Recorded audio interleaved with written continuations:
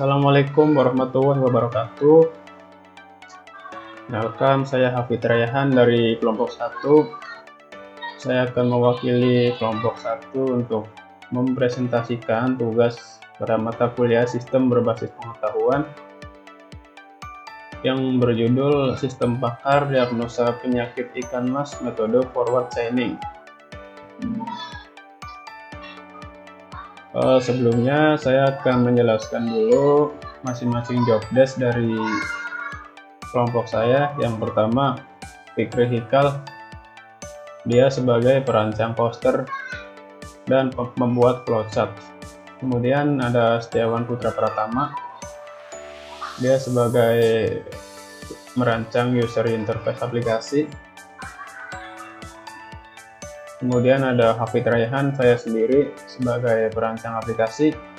Dan yang terakhir ada Julianto sebagai penyusun laporan.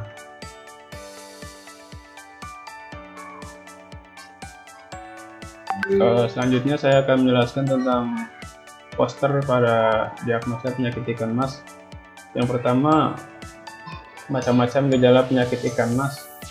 Gejala penyakit ikan mas terdiri dari 8 organ. Yang pertama insang, kedua kepala, ketiga kulit, keempat organ dalam, kelima punggung, keenam sirip, ketujuh sisik, kedelapan tubuh. Masing-masing organ mempunyai gejalanya tersendiri. Misalnya insang selalu terbuka, insang mengalami bercak merah, untuk kepala terselimuti kapas, kulit pendarahan, dan lainnya. Selanjutnya di sini ada pohon keputusan diagnosa penyakit ikan mas.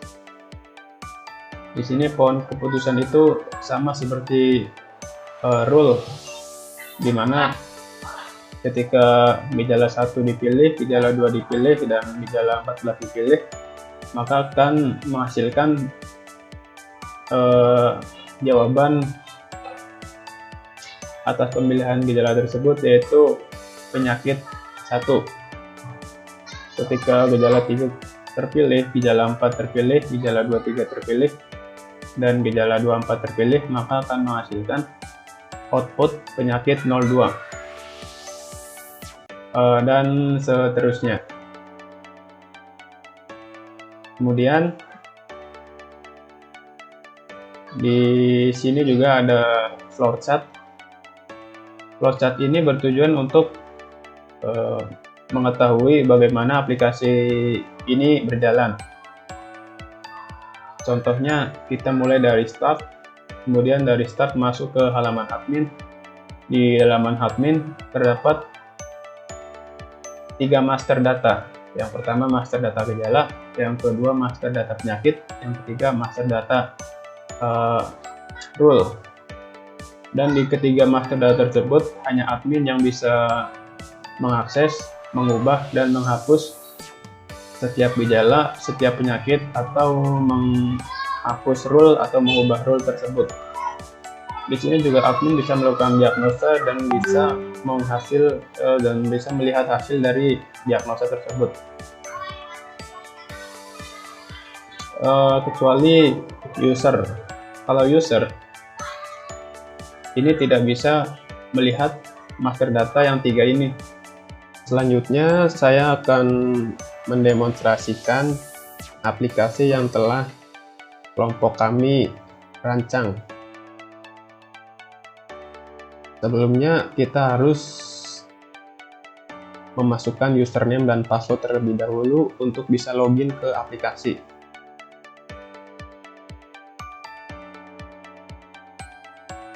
Saya masukkan username-nya dulu dan password. Saya bisa lihat password dan menutup password kembali. Kita klik login untuk masuk ke aplikasi. Di dalam dashboard aplikasi tersedia menu data penyakit, data gejala, data relasi gejala dan penyakit. Yang keempat, uji hasil. Oke, saya akan masuk dulu ke data penyakit. Untuk data penyakit sendiri, kita bisa memasukkan kode penyakit, nama penyakit, deskripsi, pencegahan, dan obat.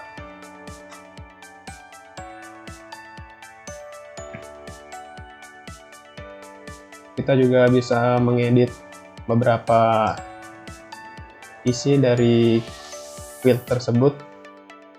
Misalnya penyakit 1, kita akan edit menjadi kapur tohor 1 misalnya. Kita edit, data berhasil diubah. Kita coba lihat lagi, dan sudah berubah. Kita hapus lagi aja.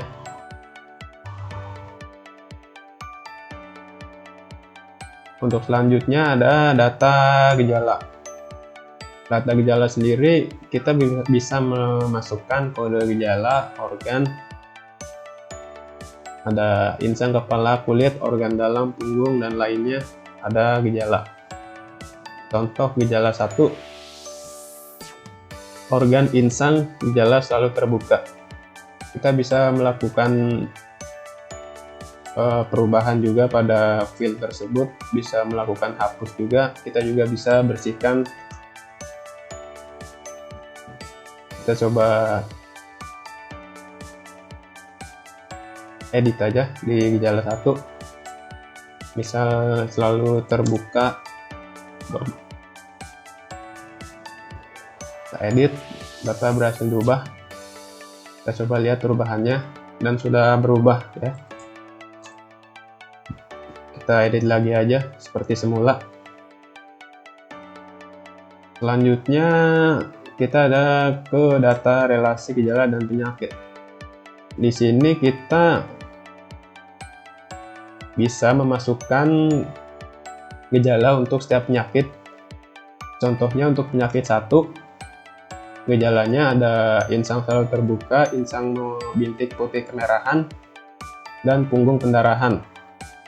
Untuk gejala 2 ada insang bintik putih, insang berlendir, tubuh bintik putih, tubuh berlendir. Di sini kita bisa melakukan penambahan. Misalnya di penyakit 02 kita tambah gejala 01, tinggal diklik aja gejala 01, kita klik tombol panah ke kanan, terus kita simpan. Kita terupdate, kita coba lihat lagi penyakit ya tadi yang sudah kita update. Sudah ada gejala 1. Kita coba hapus lagi yang gejala 1. Tinggal kita klik gejala 1, terus kita klik panah yang menghadap ke kiri. Sudah kita hapus. Selanjutnya kita simpan. Data terupdate dan gejala 1 sudah hilang lagi. Di sini kita mempunyai 7 penyakit yang masing-masing terdiri dari beberapa gejala. Selanjutnya kita akan melakukan diagnosa untuk beberapa penyakit di menu uji hasil.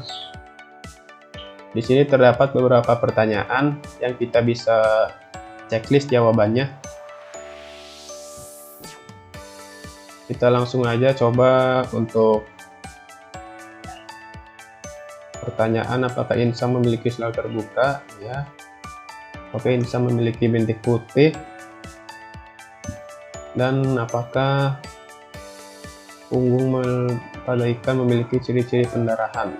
Kita coba untuk rule yang pertama, kita diagnosa. Hasilnya ikan terkena penyakit bengkak insang atau badan. Kita coba cek di menu relasi gejala dan penyakit. Untuk pertama terdapat gejala penyakit G1, G2, G14.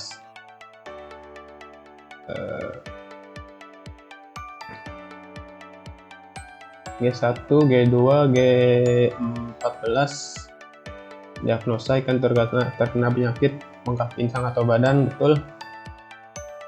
Selanjutnya kita coba untuk rule yang kedua. Untuk rule yang kedua di penyakit 02 kita coba. Di sini ada gejala penyakit G3, G4, G23, G24.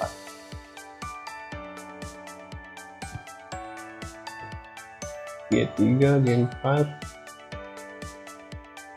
G23, G24. Kita coba klik diagnosa, ikan terkena penyakit bintik putih. Apakah betul? Kita coba cek lagi penyakitnya.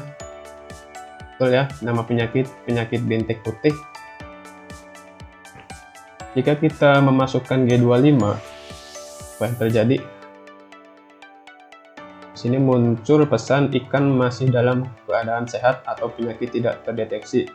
Kenapa? Karena di rule yang kedua, gejala 25 tidak termasuk dalam rule yang kedua. Jadi ketika ada rule yang menyimpang, maka ikan tidak terdeteksi terkena penyakit.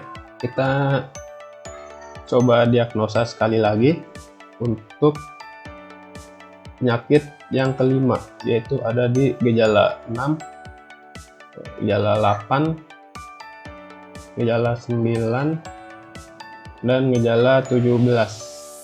Kita coba diagnosa. Penyakit tidak terdeteksi.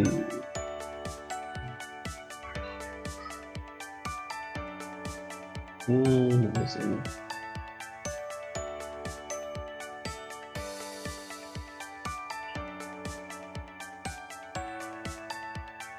Hasilnya ikan terkena penyakit jamur saprolegniasis. Apakah betul? Kita coba dicek di data relasi penyakit dan gejala.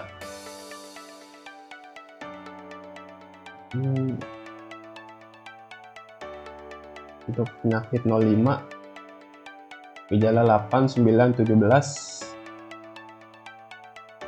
8, 9, 17, diagnosa betul ikan terkena penyakit jamur saprolegniasis. Kemudian yang terakhir ada kesimpulan. Kesimpulan dari aplikasi yang telah kita buat adalah sistem pakar diagnosa penyakit ikan mas dengan metode forward chaining adalah alat yang bermanfaat dan efektif dalam membantu mengidentifikasi serta memberikan solusi terhadap masalah kesehatan ikan mas. Dengan pendekatan berbasis aturan dan fakta yang diamati, sistem ini mampu melakukan proses analisis secara bertahap, dimulai dari gejala yang teramati untuk mencapai diagnosis yang akurat.